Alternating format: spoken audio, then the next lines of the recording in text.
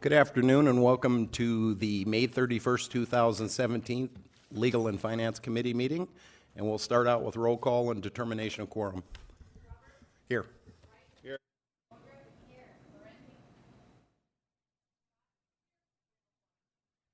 Thank you. Now we're on to adoption of the agenda. Second. We have a motion to approve and a second. All in favor? Aye. All opposed? Motion passes. On to general public comment. I don't see any speaker forms for general public comments. We'll open and close it. We'll go to consent items, items 1 through 14, and we will go to public comment. And I have one speaker request form for item number 12 from Scott Sumner.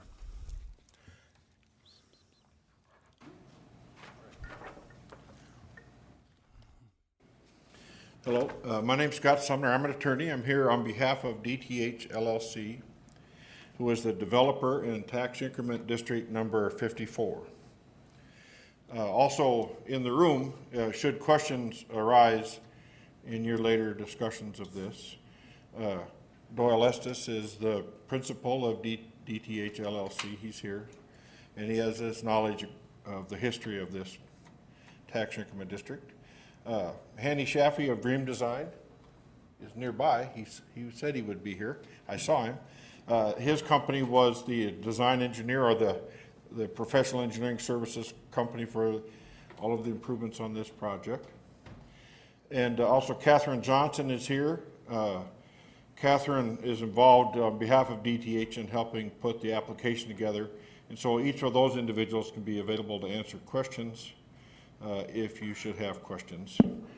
And I'm here just to present a summary of the position based upon issues that we are aware of on behalf of DTH LLC.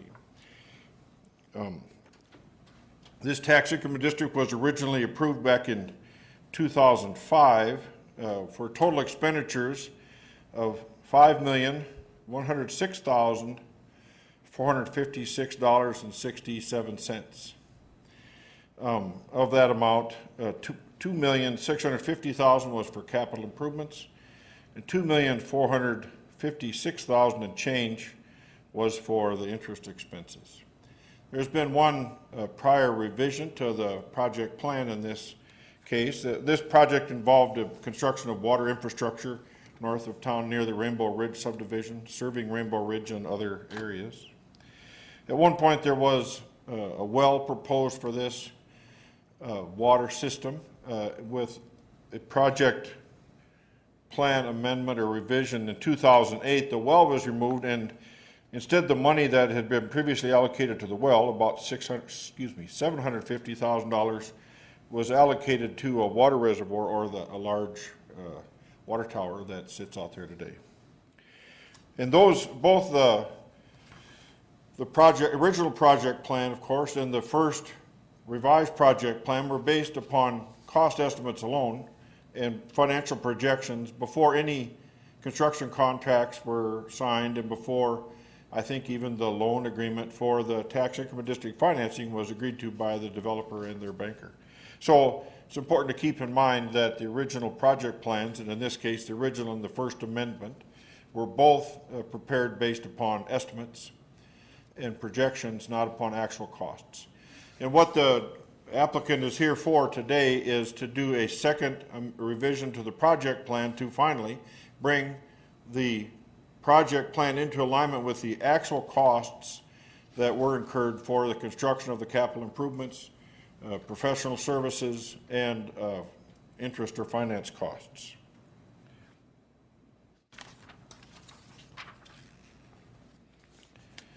There have been prior cost certifications in this tax increment district, but neither of those were final cost certifications. And it's important to note that one of the reasons why it could not have, the last cost certification was in 2012. One of the provisions of the agreements between the city and the developer was that the city was to reimburse the developer was to reimburse and was to be part of the tax increment financing plan, the professional services for construction administration of the booster station for the water system. The city did not invoice the developer for those professional services until, I think it was May of 2014, some 2 years later. That is nearly 2 years after the second cost certification.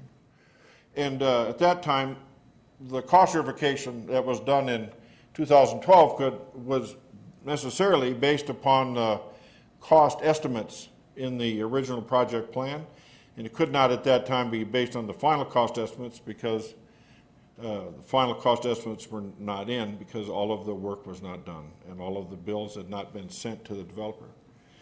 So rather than do more than yet another project plan revision, the developer waited until we had received all of the costs, including this last invoice from the city that we got in 2014, to now come before the city to seek the final revision to the project plan to bring the project plan in alignment with the actual costs for construction of the capital improvements, professional services, and interest.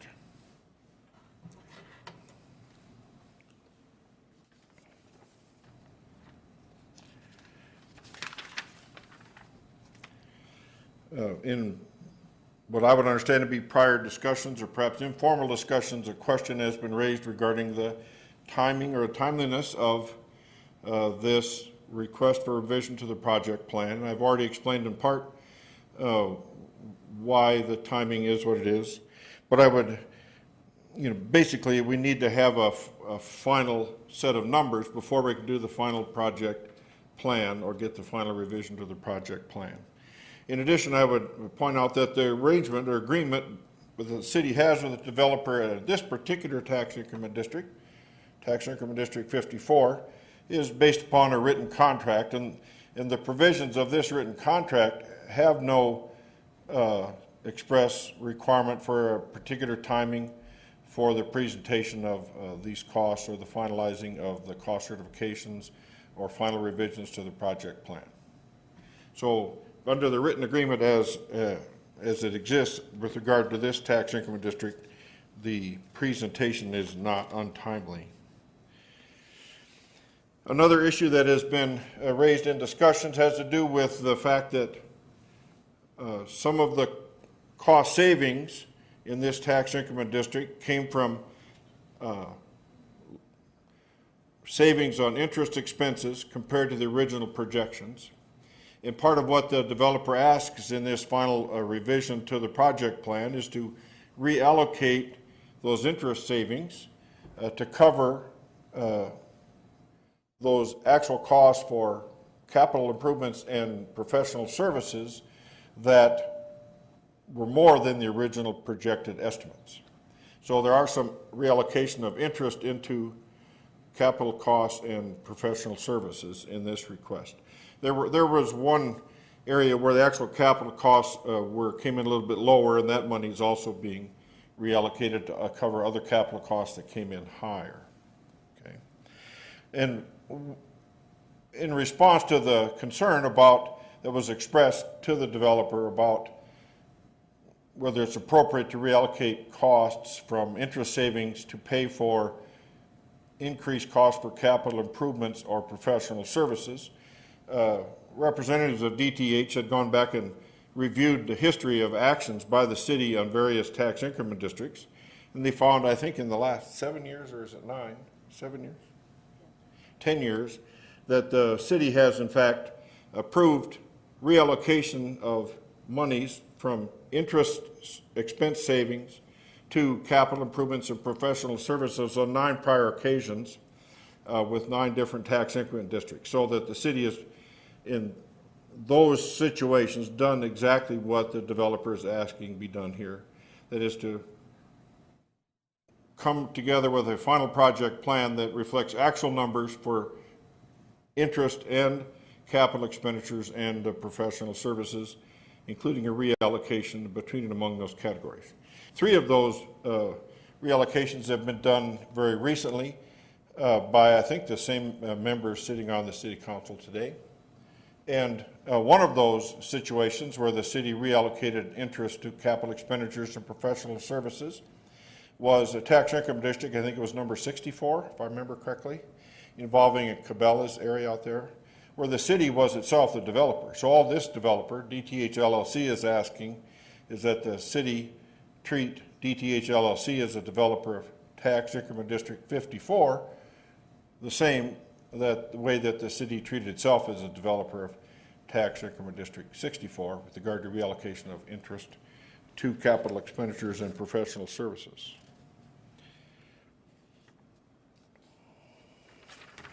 I think that covers the points that I wanted to make on behalf of the developer with respect to this application at this time. Thank you, Mr. Sumner. We have no more speaker requests, so I will close the public comment, and we will move on to consent items 1 through 14. Do I have anyone that wants to pull? Mr. Lorente. Thank you, Chair. Items 12 and 13, please. Thank you. And Alderwoman Scott.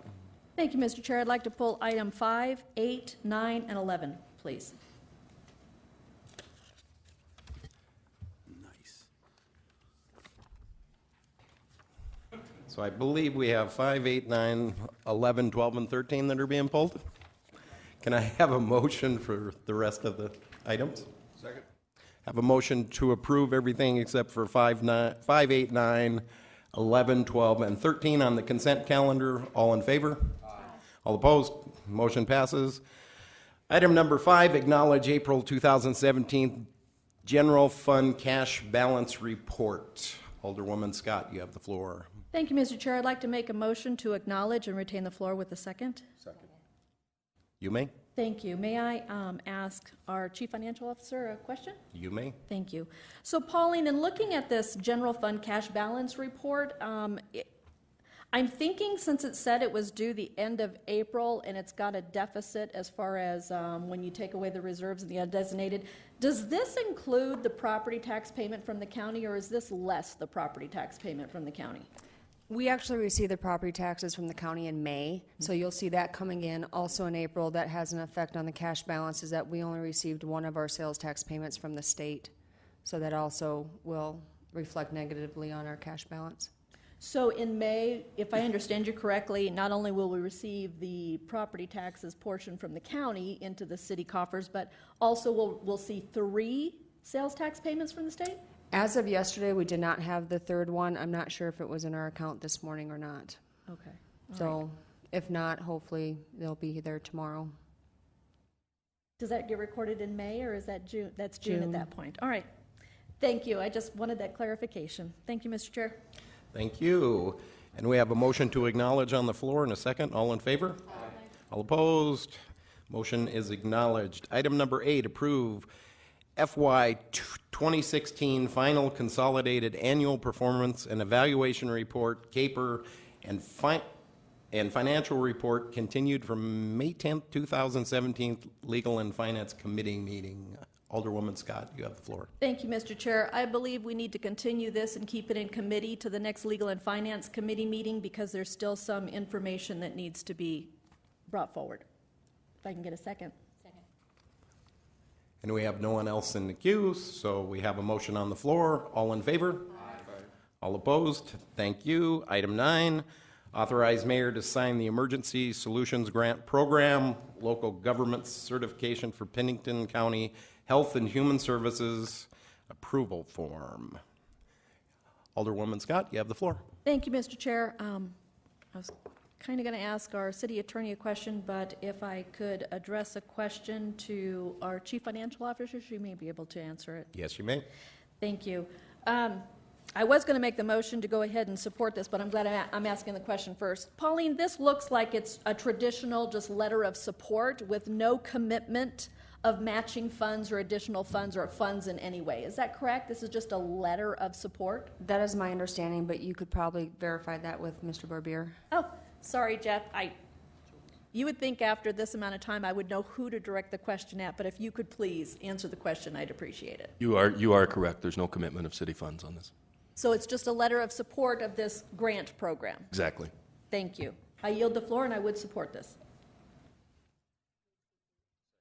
Thank you. We have a motion to approve and a second. All in favor? Aye. All opposed? Motion passes. Item 11, approve final community development block grants, CDGB FY 2016 reallocation of contingency funds and FY 2017 allocations. Alderwoman Scott, you have the floor again. Thank you, Mr. Chair. I really want to make a motion to strike one of the items in here, but I figure it's going to fail, so I'm just going to make my comments. I will be voting no on this because the City Council did approve a $75,000 readjustment from the community, or within the community development block grant to a developer on a project that in my opinion, is still in the preliminary stages, may or may not go at this point. There's no commitment that it's really going to go through fruition. Also, the developer, which I appreciate, did let the council know that he plans on using the $75,000 for more studies. And in my opinion, I think those funds could be better spent on actual tangible assets for affordable housing rather than just studies to promote this. So I'll just be voting no on this. Thank you. Thank you. Alderman Wright, you have the floor. Barb, I got to ask you a couple of questions, if you wouldn't mind. When I see a report that says total funding available of $706,000, is that unobligated money? Because that's what it says to me.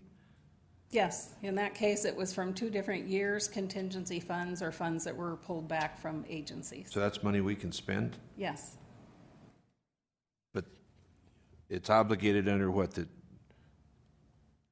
I guess I'm a little thick-headed on it's this block one. grant funds. Yeah, I understand that. But it says there's 706,000, and which is the total of the last column. That's the total of the 2 years. 14, 16, and there's- 17, correct? Correct. Right. So So there- they're really not available, they're obligated by this agreement that they will be spent, correct? Yes. And I believe that was approved at the last council meeting.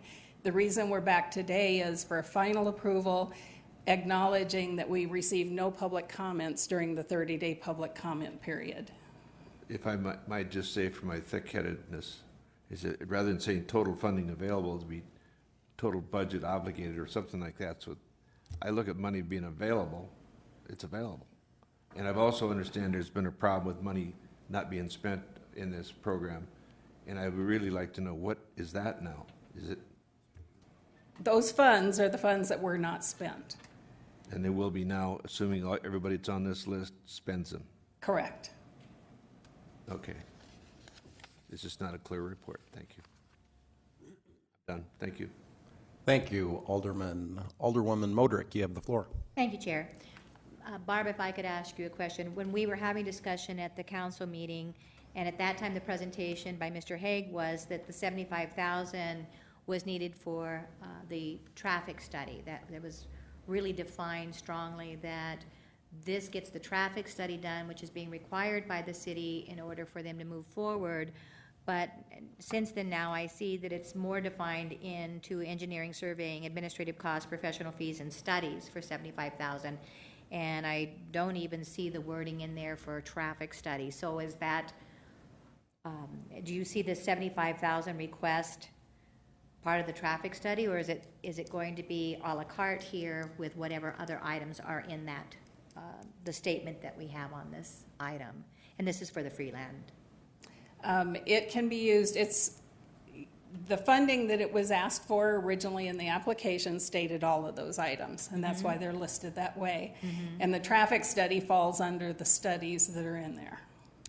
So in this, because the presentation was really heavy, that it was going to take about $75,000 to get the traffic studies done to meet approval with the city, can this be designated for a traffic study on this and not have a list of items that are, that just fall generic on the $75,000? Yes, you So as the that some council can control. designate that, yes. And is that the way you remember it as well? Because I remember we talked a lot about traffic study that was necessary on, in order to move forward. Yes, that Okay. is what he discussed. Thank you. Yeah. Thank you. We have no one else in the queue, so do we have a motion on the floor?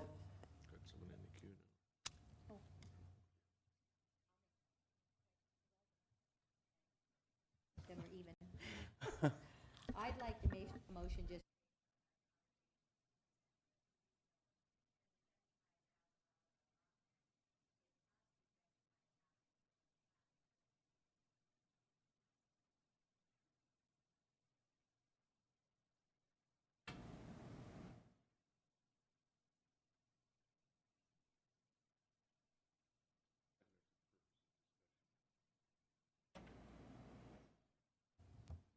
Okay, If I could still have the floor.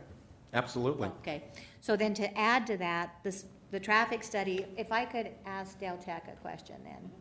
So Dale, just to clarify, the traffic study is something that is necessary right now at Freeland Ranch to move forward with the project, or at least that's what it was, we were told about 2 weeks ago? For the size of development that he's proposing out there, a traffic study is necessary. And if in fact the block grant pays for the traffic study only, is that something that the city can use if the project doesn't go forward for future? Will we have use for that? No, the traffic study is going to be site-specific. So if this project doesn't happen and something else comes along that is even partially different, this traffic study would have to be redone. So we get a one-time use out of this 75,000 for the traffic study? Correct. Okay. Thank you. Thank you, Alderwoman Scott. You have the floor again. Thank you, Mr. Chair. Barb, you're still at the podium. May I ask Barb Garcia a follow-up question? Thanks. Barb, I know when we talked about this before, this report or summation of the cost, much that Alderman Wright was asking about, covers the 2016 and 2017 funds. At the time that the last time the City Council talked about this, the question was posed, have the 2017 funds been received through a federal grant? Have they been to this date, or are they still just anticipated funds at this time? We still have not received a letter telling us what our allocation will be. They did pass a budget, but we haven't received the notification yet. Okay, so, thank you. I think that's, what I heard Alderman Wright say, I think that's the path he was going down, is if these funds are available to spend, and what I'm hearing, unless I'm misunderstanding you, only through the 2016 funds are available. The city has received those funds. The 2017 funds, anything in that column, is anticipated or budgeted or obligated, as Alderman Wright said. The city does not have these funds. Correct. Thank you. Yeah. I yield the floor. Thank you. Mr. Wright, you have the floor. I think a little housekeeping is in order. On the 75,000 was approved by the council, as my memory tells me, and it has been at fault lately, but that it was for engineering services. And I don't think it was, I think traffic was mentioned, but I think it was engineering services to include traffic. I'm not sure on that. So that's why I didn't second the motion or vote for it, because I think we need to leave this open as we approved it for engineering services and traffic was discussed. But I don't think we need to tie it that tight. Thank you.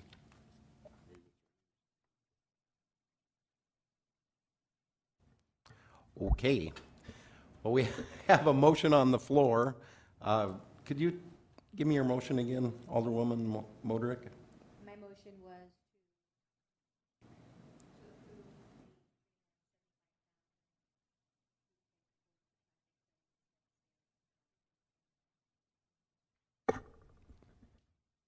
you can always make a substitute, sir. All right. Well, that's the motion on the floor. So all in favor? Aye. All opposed? No. Here. Can we get another motion? Go back. Oh yeah, go back to the original motion, but we don't have a motion on the floor. Mr. Lorente. Thank you, Chair. I make a motion to deny.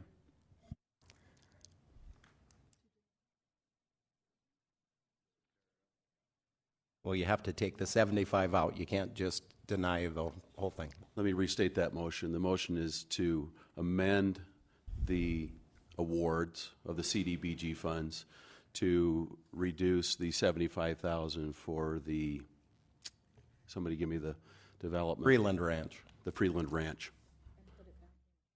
To put it back into contingency. That's my motion. Now we have Mr. Wright back in the queue. Mr. Wright, you have the floor. I'll vote no on that motion because the council approved this on the 15th of May. Thank you.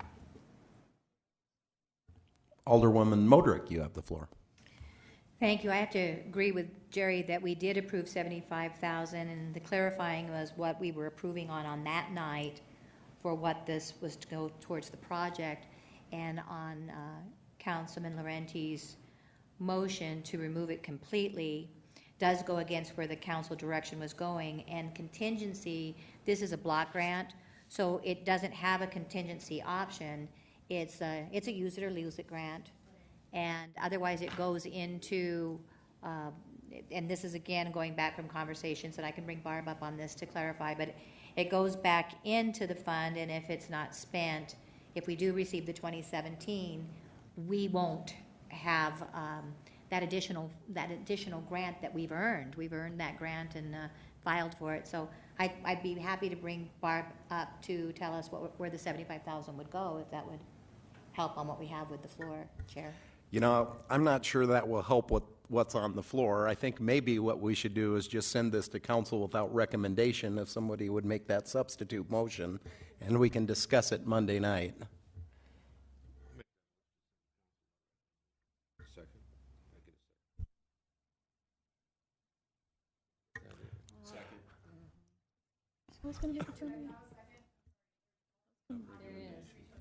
Mr. Laurenti seconded it. Alderwoman Scott, you have the floor. Thank you, Mr. Chair. I was going to make a friendly amendment to Alderman Laurenti's motion, but he's supported the send to council without recommendation, so I guess I'll just wait and weigh in Monday night. Thank you. Thank you. We have a motion on the floor to send to council without recommendation. All in favor? Aye. All opposed? No. Okay, let's start all over again then. Who wants the floor? It wouldn't have made any difference. It would have been 2-3, I think. Let's do a roll call vote on that last one then, to send it to council without recommendation. All in favor? Aye. Aye. 2 ayes. All opposed? No. Okay, motion fails. So, Alderwoman Modrick, you have the floor again. I'd like to make a motion to approve the final Community Development Block Grant 2016 reallocation and contingency fund for 2017 allocations.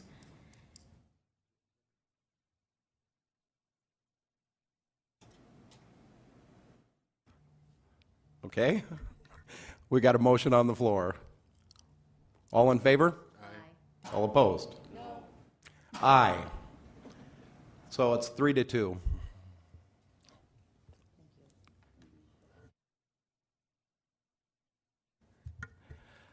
Item 12, approve resolution number 2017-019, a resolution approving revision number 2, project plan reallocation project cost for tax increment district number 54 for property generally described as being located north of Mall Drive and west of Haynes Avenue, and this was continued from May 15th.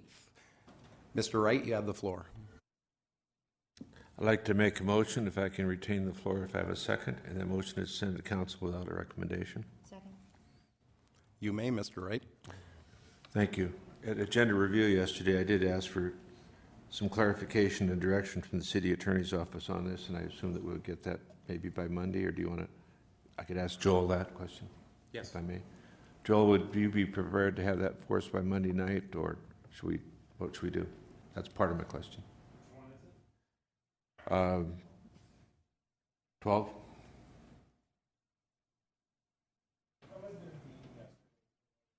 Sorry. Well, summation, there's a lot of conflict I've heard from this fact that the additional costs were changes from the city's design and expectations of this project, and there's questioning of what the value of the professional services were, and I was looking for direction, summation from the city's position, because I'm hearing conflicting points. Thank you. Well, I think, yeah, you need it by Monday night. I haven't been the one directly working on it, but I know finance and planning have been working on a summation of it. So I guess I would look to Patsy if you could have something before to the council by the end of this week. Can you? Staff is actually trying to link that as we speak. Okay, thank you. There are 38 documents that we're linking. That's what I was hoping not having to read, but I will. I have another question that I'd like to bring up on this, and that fact is that for the public's discussion and knowledge of this, that the issues being discussed include the construction of the new water reservoir and a water main to connect that reservoir to the structure, a booster station, grading over the main, the water main and Bunker Drive into Vicky Powers, park improvements, and related fees. All of this is being funded by the TIF and TID, and they're all city-owned infrastructure. Is that correct? Yes. So to bring out, I think, some clarity on this issue is that the city is gaining infrastructure, significant infrastructure, through the financing of this TID or TIF. And we need to resolve it. I just want to make sure that people understand that they are not paying for, we're not paying through the TIF development of the individual lots or any of that kind of stuff. We're the beneficiaries, in my opinion. But I think we need to have clarification as to why we're saying, or some people are saying, that the fees are excessive. I don't know if we can do that. I will study the documents between now and Monday and make a decision, but we need more information. And I think we need a good summary supported by 38 documents. But that's a lot for us to consume in, 5 days? Correct. Thank you. Thank you, Mr. Wright. Alderwoman Modrick, you have the floor. Thank you, Chair. I guess I've been a consumption person because I've been going through these documents now for quite some time. Also went up to the site, saw the infrastructure work that was done. We're working off of 2008 numbers on a project that we do have now, 11 years in the workings. When you go up and you see what the servicing area of that, it was the right move to make to change the project and put in a water tower because that area is growing and feeding itself. The project, when I look at the balance sheets on this project makes sense. It makes sense that we need to close this and move on with 54. There was some grandfathering that took place, and we can't go back on that. That's where the original contract started, and at that time, allocations weren't clear on professional services. Everything was lump sum. So now the developer is putting everything where it needs to be to include some of the additional bills that were received long after the 2012 date. And now we're getting a final, and we do have a recommendation on this to approve. So I think we've got all the facts and figures we could possibly get on this.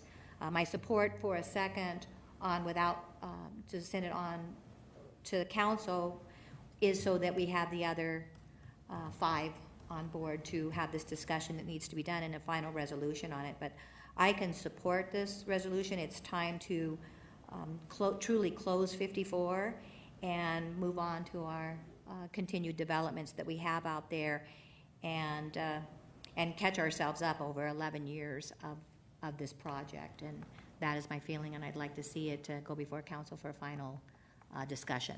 Thank you. Thank you. Alderwoman Scott, you have the floor. I'd like to make a substitute motion to approve the reallocation of the funds from the water reservoir to the water, it says total professional cost, and then it moved it from the, under finance cost, the water reservoir that was already allocated in 2008 to the actual capital cost of water reservoir. Because those had already been done and approved, that first allocation was done in 2008. That's my motion. So, thank you. So I can see moving capital cost, and much to the point that was brought up during the public comment, just because past councils may have done something that may have made sense at that time does not necessarily mean it makes sense today. I have been working on trying to understand TIDs, and I understand that when developers come in here, the finance charges or finance interest that is applied to the total project cost is an estimate on what the developer will pay in financing costs if that TID doesn't pay off for the full amount of time. I mean, that I can understand that. That is a cost that the developer will incur if it spreads out that long. Where I'm not in favor of is just because the total project cost included a high finance interest towards the total project, if the project or the incremental taxes pay off that project ahead of time, the developer has not incurred the finance cost. Therefore, what we're being asked as a city council is to take money that the developer has not been charged or has not paid and reallocate it to cover some of the additional cost of the project that came in a little higher. That's the part that I can't support at this time. So I do recognize that a past city council did reallocate $675,000 from the financing interest that was allocated to the total project to the capital project of the water reservoir. This motion that I made is supporting that previous council's decision to use some financing cost to actually pay for the capital project that went forward at that time. So I can support that. I cannot support the additional $575,494.62 to be allocated from the finance interest that the developer has not incurred on finance interest charges to be allocated to a capital, professional fees, whatever, because that is the taxpayers' money that is just going to extend this project payment out. So, thank you. Thank you. Mr. Wright, you have the floor. I support this resolution, to approve the resolution. And my question is, as I stated earlier, there were multiple significant infrastructure improvements made here. And as I remember reading the documents prior to this for the May 15th session, which I did study, by the way, in detail, it appeared that we did some significant changes that required significant reinvestment in design and evaluation. And I think we also employed someone to do the construction management. What I'm asking for is clarification as to what all this was, and if we're going to question someone's fees for professional services, we better be ready to do that. Otherwise, we're saying we are paying for infrastructure that's built for the city of Rapid City. There are professional fees involved with the design and construction of those. We need to be fair about it. That's all I'm asking. And I was hoping to have a better summary today than I have, I'm sorry. But that's my understanding of the deal. I think it's clear, and I think the fact that we need to get this straight by Monday night. And I don't think we can up here exclude things because we maybe feel that the taxpayers are paying for something they shouldn't be. I think bottom line is the city gained infrastructure that was financed through this TIF and TID, and we need to be fair about it. And that's all I'm asking. Thank you. Thank you. Mr. Laurenti, you have the floor. Thank you, Chair. I support the amendment on the floor.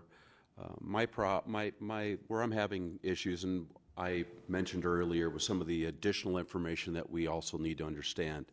As I understand it right now, I don't support it, but we do need to understand specifically when these public infrastructure pieces were either added or changed, and I'm hoping by Monday night we'll have that information, because if it was prior to 2012 or at 2012, the developer finalized costs for this TIF in 2012. So we had actual costs. You don't finalize projected costs. You finalize real costs on a TIF.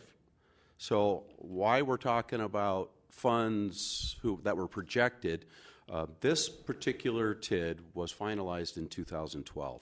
So I will not support it at this point unless there's something brand new that occurs or that's offered or information that is provided that justifies the unbelievable amount of new professional costs past 2012, what has changed in the public infrastructure that we're gaining, then maybe it'll have some of my support, but I do support the amendment at this time. Thank you. Thank you. Alderwoman Moderick, you have the floor again. Thank you, Chair. Can I ask Pauline a question? Yes. So based on Councilman Laurenti's statement to support the current motion on the floor, he would be saying that we need to retro back to 2012, closeout and certification. So does that mean that we dissolve the 84,000 that we billed in 2014? If it's determined not to reallocate costs, there's no additional room to accept the 84,000. So no, they would not be able to add those into the certification. I believe what Mr. Laurenti is referring to is that in 2012, they showed where every project in the project plan had been certified. That has never been happened before, where they've certified every project line within the project plan and then came back for reallocation. The reallocation is typically done before that. And when Patsy gets all the stuff linked, you'll see there's an email from 2012, and I think it was in March of 2012, where Mr. Estes actually acknowledges the fact that I told him he needed to reallocate those costs. So he needed to reallocate? He has to start the process. We can't just do it on our own. Okay. So it was recommended by staff then to review and reallocate after 2012? Before the certification was received in 2012. Can I continue with a question to Patsy? Patsy, I've got a question then, because we're trying to look back in the past and bring it up to the future and the future dollars as well. And of course, it's costing, the meter's running as we continue to try to work out these details. One of the things that I see on here is that it's finally made the point where it's looking at a recommendation to approve. Can you share with me how we got to that recommendation? The TIF committee considered it first, and then it went on to Planning Commission. So it's Planning Commission's recommendation to actually reallocate the cost based on the information that was submitted with the application. So it's already been through Planning Commission, it's come before City Council, it's gone back and forth. We're still sitting there talking about, are we closed in 12, or are we going to absorb the 84,000 if we do certify the close? Where do you see that headed right now if we retro back to 2012? Well, what happens in this whole process is, when the project plan was approved the first time in 2005, it was based on estimates. Mm-hmm. In 2008, the project plan was amended to specifically identify professional service costs. So a percentage of the original estimates were taken out for professional fees. Today, there were some amendments to the developers agreement to allow phasing of the certification. So phase 1, as soon as those costs were finished, they could certify that. As soon as phase 2 projects were done, they could certify that. So as Pauline had said, typically before the phase 2 certification should have occurred, they would have come forward with this same amendment to adjust all of their final costs so that it matched what their actual expenditures were, which is what they're trying to do today. So there was a step somewhere in there that was missed, and as Pauline said, she had suggested before they submitted their 2012 certification to get this amendment done. So did the cost increase on this project when the city requested that we change the project to the water tower at that point? No, actually, the original cost for the reservoir was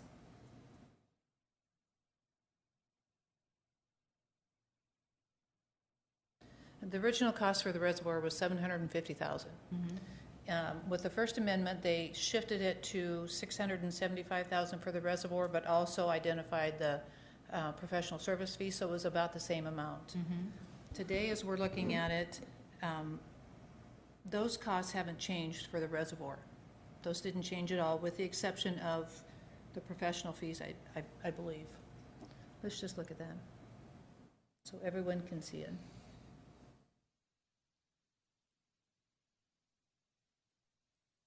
So Patsy, were the professional fees then required at that time that they needed to divide them out, even though their first contract didn't have, they didn't use professional fees at that time? So in 2008, did they need to figure out a percentage and put that under professional fees? Well, when they certified the first time, they had identified the professional fees associated with each of those project phase 1 costs. With their second phase, they did the same thing, and now they've identified additional costs. And I don't know if it was just strictly related to Phase 1 construction or Phase 1 and 2. I haven't gotten through those documents yet. Is that something we could ask? They've No? submitted us the information. We've Okay. requested additional. They've given that to us. So really, we're not ready to do anything at this point until we have those new documents. Well, named. I believe they've given us everything. But what happens, if, say, for example, you choose not to do this amendment, they still have the line items that were approved in 2008. They can go up to that maximum. They can't go over. They can't request any other funds. And that's why they're coming through with this request, is to adjust those numbers based on their expenses. If you choose not to approve the amendment as it's submitted, they still have the ability to go back to the 2008 numbers. Thank you. Thank you. We have no one else in the queue. The motion, could you state it again? Yes, Mr. Chair, the motion that I made was to approve, I believe the word is reallocation, of the $675,000 from the reservoir line under financing cost to the reservoir line under the capital project. Do you got that, Mr. Wright? Thank you. And so we have the motion on the floor. All in favor? Aye. All opposed? Here. No. Here. Motion fails. Looking for another motion?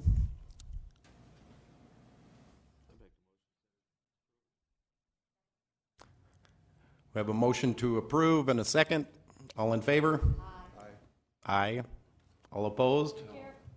Motion passes. Item 13, approve resolution number 2017-030, a resolution creating the Village on Monroe Tax Increment District, and a resolution approving the project plan for property generally described as 612 Dilger Avenue. Have a motion to approve and a second.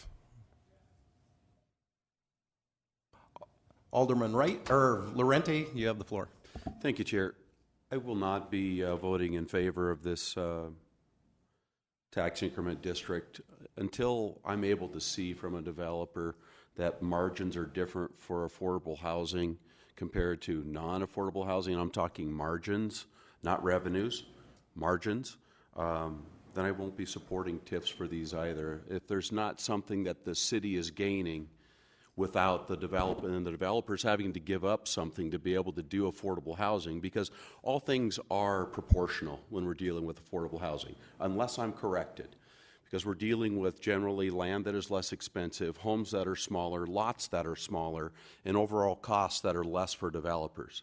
So until I can see that margins are less for affordable housing than they are for non-affordable housing, I don't know specifically what we mean by affordable housing unless we're using a strict definition that the federal government uses for poverty levels, then it will not have my support. Thank you. Thank you. Alderwoman Scott, you have the floor. Thank you, Mr. Chair. I did review all the information that was attached to this, and at this time I can support it because much like Alderman Laurenti did describe, he wanted to make sure that there was a mechanism in place. And from what I read, I think it's intriguing and I would really love to have progress reports to see if this really comes to fruition the way it's written. So I do believe the developer is or the applicant is in the audience. May I ask her a couple questions if she's willing to answer?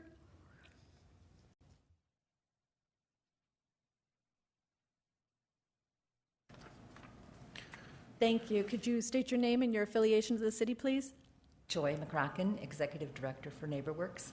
Thank you. And so what I read in here, and following up on Alderman Laurenti's question, what I see in here that is different is that there's going to be a loan program that is going to allow, hopefully, the affordable housing aspect of this. And that is that a person can apply for this loan, they get it. It brings down their payment so that they meet that affordable housing requirement or criteria of purchasing a house or a home with less than 30% of their income. That is correct.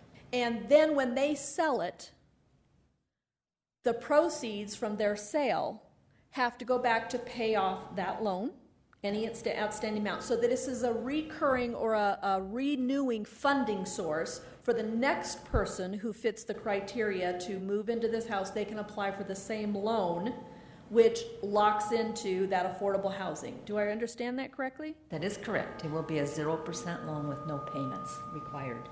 So I'm intrigued because I know if there's any way for people to get around an established program, they will try it. So I'm not saying this is going to be foolproof, but in my mind today, sitting here, since this is a uniquely criteria-involved TIF in redeveloping an existing or older part within the city, I can support this, but I will really be interested in seeing how this progresses going forward. Thank you. Thank you. We have a motion on the floor. All in favor? Here. All opposed? No. Motion passes. Item 14 from the City Attorney's Office. Approve resolution number 2017-042, a resolution revising the order of business for city council meetings. Second. Have a motion to approve and a second. Oh, it was on consent. I'm sorry. I got lost with everything we've been doing the last hour. So we'll just disregard that. We'll go on to the non-consent items, items 15 through 19. I'll open public comment. I have no public comment speaker forms, so I will close it. And we will go on to item 15. This is a alderman item from myself, John Roberts. Proposed ordinance dedicating a percentage of the Vision Fund to infrastructure improvements by amending section 3.16.090 of the Rapid City Municipal Code. Mr. Lorente, you have the floor. I don't think we necessarily have a motion yet, Chair, so because we're looking at a proposed ordinance change, I suppose maybe we could approve it. I would second a motion to do that very thing. I think it's time. We've been talking about this for quite a while. Some of the council has. We just haven't been able to get enough support on the council.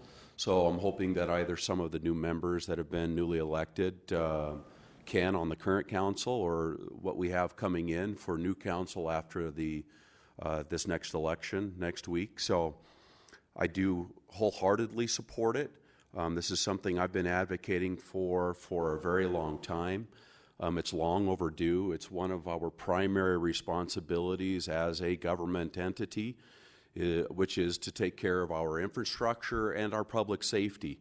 So this is, I believe, a very important time for us to tell the taxpayers or show them by our support for this that we will use their taxpayer money, the money that we're currently getting, for the most important responsibilities that government has, which is infrastructure and public safety. And so I'm hoping the vote Monday night will reflect that, and I will support it and advocate for it until then. Thank you. Thank you. Alderwoman Scott, you have the floor. Thank you, Mr. Chair. And also thank you for bringing this forward. I do appreciate the discussion on the Vision Fund because, as Alderman Lorente also indicated in support of you bringing this discussion forward, it is a topic amongst the City Council.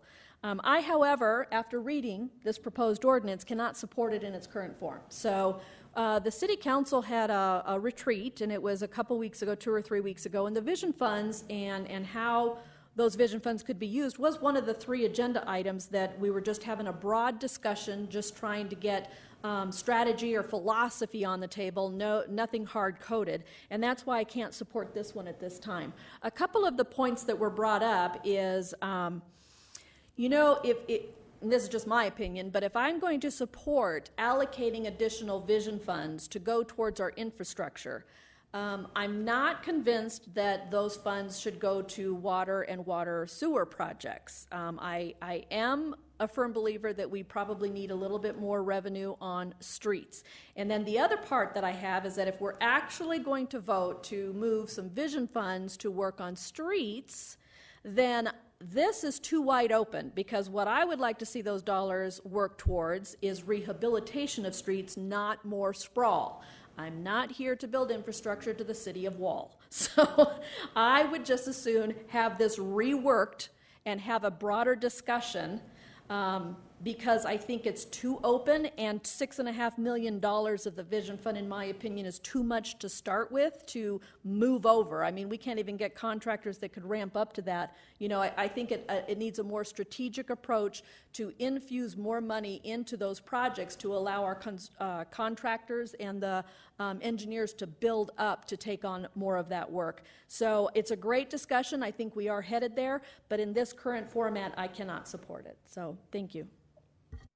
Thank you. Alderman Wright, you have the floor.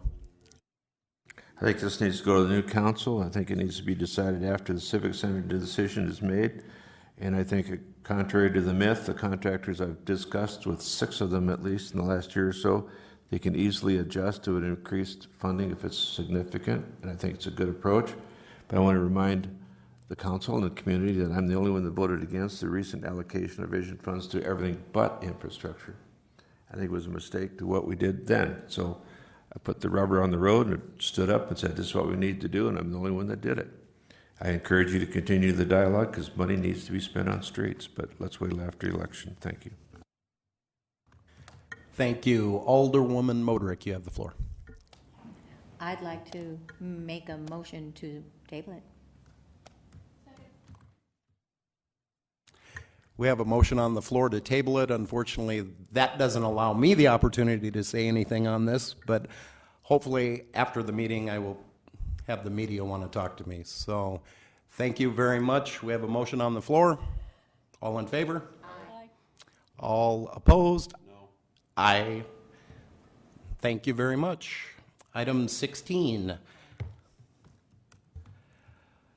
An item from Alderman Jerry Wright, summary presentation of landfill gas production and future beneficial reuse. Thank Mr. you. Wright, you have the floor. Carl's going to give the presentation. I just wanted to... A few minutes. Okay, go ahead. The issue is that several years ago when we did the original landfill gas study, the amount of gas that was being potentially produced would have powered a generator, and apparently after it got running, after my retirement, it did not. But a student at the School of Mines was working on a term paper which I helped. We went back and re-looked at the landfill gas situation, and I shared it with the council, and they had a lot of interest in it. And I want to bring this forward so that the new council and the current council is aware of the fact that landfill gas can be used in several ways. And the best way is to use it as a generator of electricity. And the moneymaker is not in sending it back to the power company, because it's only like 2 cents a kilowatt they pay back. It's in saving of what we spend for power. And at the landfill, the MRF, it's about 420,000 a year. So if we can save a significant amount of that, or all of it, ultimately, with it, maximize the gas flow, it's a tremendous benefit to the city. And the fact that we're becoming a more sustainable community by using natural resources and maintaining protection of the environment and gaining financially. With that, may I turn it over to you, Carl. Thank you. Carl Murbach, Rapid City Solid Waste Superintendent. I just wanted to give a quick update today on where we stand. A little bit of history. Methane is a byproduct from the landfill. It is generated from the decomposition of the organic matter in garbage. Very simple there. Back in 2008, our normal performance testing on the landfill showed that our landfill exceeded the limits for the non-methane organic compounds, or NMOCs, which simply stated that, yes, we are now required to put in a landfill gas collection system. In 2010, our first phase was completed with the installation of a flare to burn those compounds, and that's really what was meant to destroy those NMOCs and take care of that methane. 2014, we did our second phase on cell 12. Also, about right around this time, we did construct our new citizen campus in our education center. We are now utilizing that landfill gas not only to heat the education center, but a couple of our maintenance shops there. Currently, right now, we are on our third phase of gas collection on cells 13, 14, and 17. Just a real quick map here to show you the amount. Once we are through with this, we will have over 90 gas wells that we are will be withdrawing gas. Some are producing more than others. It's not an exact science. Just a little bit on methane. Our landfill gas is only about 45 to 50% methane, the rest being carbon dioxide and then a number of other small gases. So it is not a pipeline quality gas. It is not like your natural gas. It is a very low but dirty gas, but still usable. A couple of the factors that we do impacting our methane production. Number one is that methane is based upon the amount of organic matter that we do have in our material going into the landfill. Back in the mid-90s, we started removing the organics from our municipal solid waste. So again, when we look at what we are doing, we are removing a lot of those organics, turning that into a compost, another beneficial reuse, but that does have a big impact on our gas production. The other second thing is the amount of moisture. We live in a semi-arid part of the country here. We do not get a lot of rain. What we are putting in the landfill is not very dry, so we just don't have the two things, the organic matter and the moisture, to really get that garbage to cook to produce that gas. Simply put, what we are doing right now is the methane gas, the gas that is generated, we are pulling that off. We want a nice balance there to what we are pulling off is what we are taking out to make sure we are meeting our regulations. This is just a simple, interesting picture. This was taken last Friday. One of the materials from our wells that we are drilling. What you see is a lot of plastic, a lot of other things. Jerry, you would know this. It would look like the rejects from the Dano drums there. So again, just another point that really are not putting a lot of organics into the landfill. Simple graph here that shows where the green dot is up above there with all the reports going back to 2009, 2012. That is where everybody had predicted that we would have our landfill gas at that time. Currently, we're only about 250 cubic feet per minute that we are generating, and that really is not enough to look at some of the options that we do have for beneficial reuse. As Jerry was saying, here's just a couple of the options that we do have for beneficial reuse. One is the electrical generation. We can look at that 1 megawatt generator, but again, we are at only 250 cubic feet per minute. We still need that little bit more of production.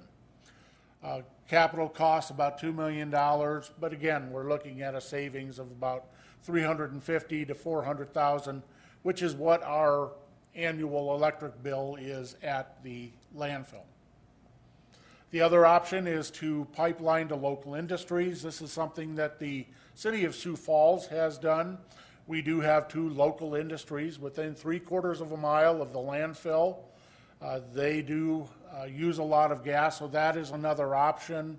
We would have to do some cleaning of that gas, but again, that is another potential beneficial reuse that we can do there.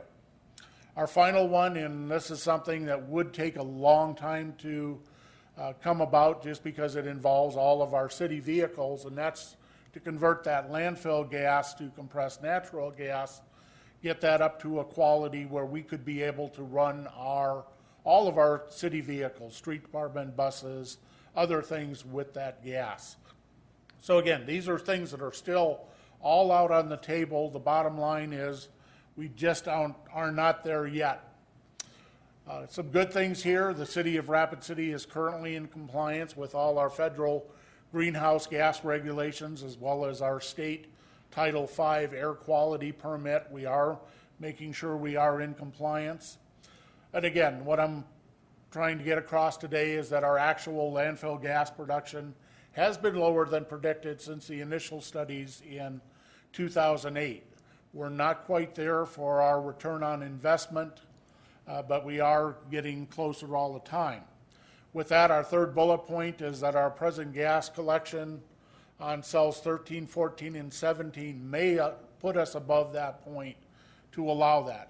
Unfortunately, we won't know that till the system gets up and running.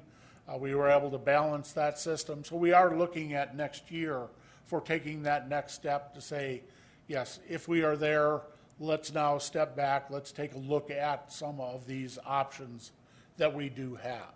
It is something we're very excited about. It's something that we have in our future. It's just not quite there yet for the city of Rapid City. With that, I'd be happy to take any questions that you have. Thank you, Carl. Jerry, you have the floor. Thank you. Well, I'm going to ask for this presentation on Monday night too, Carl. So I don't believe it, but I think that the current flow of 250 CFM is close to powering one generator. I think we should be talking about that because otherwise we're just flaring it and wasting it. And I think that discussion should occur in the near future on doing just that. With that, I'll pass and we'll talk to you Monday night. Thank you. Thank you. Do we have a motion on the floor? Move to acknowledge. We have a motion to acknowledge and a second. All in favor? Aye. All opposed? Motion is acknowledged. Item 17 from the Finance Department, second reading and recommendation of ordinance number 6181 regarding supplemental appropriation number 2 for 2017. Have a motion to approve and a second. All in favor? Aye. All opposed? Motion passes. Item 18, second reading and recommendation of ordinance number 6112, an ordinance to amend provisions concerning zoning applications by the city by amending section 17.54.040 of the Rapid City Municipal Code. Have a motion to approve and a second. All in favor? Aye. All opposed? Motion passes. Item 19, introduction and first reading of ordinance number 6180, an ordinance to update the Life Safety Loan Program funding and process by amending chapter 3.28 of the Rapid City Municipal Code. Have a motion to approve and a second. All in favor? Aye. All opposed? Motion passes. Move to adjourn. Second. Have a motion to adjourn and a second. All in favor? Aye. All opposed? We are adjourned. Thank you very much.